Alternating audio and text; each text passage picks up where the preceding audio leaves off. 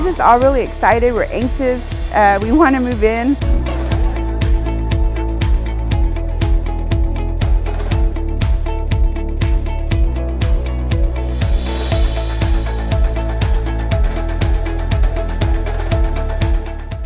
The completion date should be in late October, so we're, I think, about midway there. So to see the amount of progress that they've done in just a short amount of time is really remarkable.